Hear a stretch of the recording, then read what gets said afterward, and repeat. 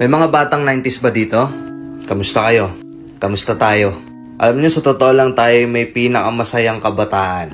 Tayo yung mga kabataan noon na napakababaw ng kaligayahan. Tayo yung mga batang batak sa arawan kahit napagalitan ng magulang, okay lang basta makipaglaro sa mga kaibigan.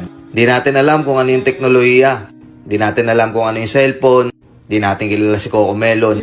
Kontento na tayo sa mga laruan natin at sa kung ano yung meron. Tayo yung mga batang halos makompleto natin lahat ng laruan sa Jollibee at McDo. Bumibili tayo ng tig-pipisong laruan baka sakaling may laruan doon sa loob. Naalala nyo?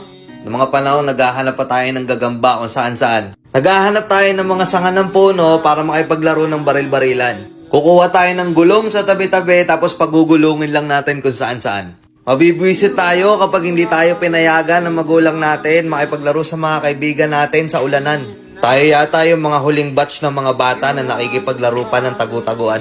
Sa totoo lang, di ba? Real talk. Tayo yung mga simpleng batch ng mga bata. Tayo yung mga batang napakasimple lang ng kaligayahan. Pero yung mga batang yun ngayon nagsilakihan na.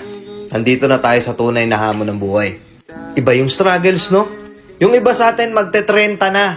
Pero tinatanong pa rin natin sa sarili natin yung buhay ano ba talaga?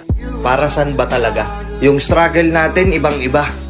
Pero magtataka ka, yung mga bata ngayon, iba na rin sila. Yung mga bata ngayon, feeling nila mas magaling pa sila sa magulang nila. Yung mga bata ngayon, nagre-rebelde agad kapag hindi na pagbigyan yung mga simpleng gusto nila.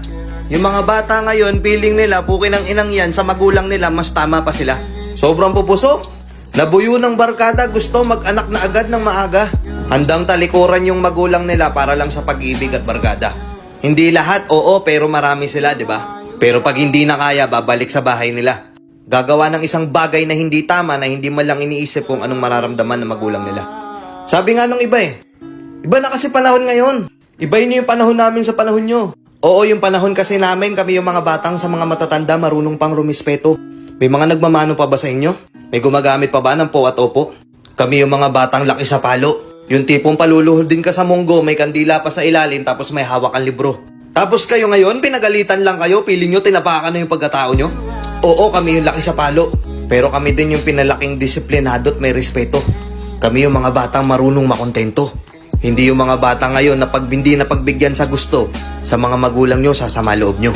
Sasama loob nyo kasi hindi kayo napagbigyan na mabilan ng mga bagay na ipangyayabang nyo sa kaibigan nyo. Para makipagsabayan kayo. Sa mga kaibigan nyo na balang araw iiwan din kayo. Tapos na nang balik nyo. Sa magulang nyo.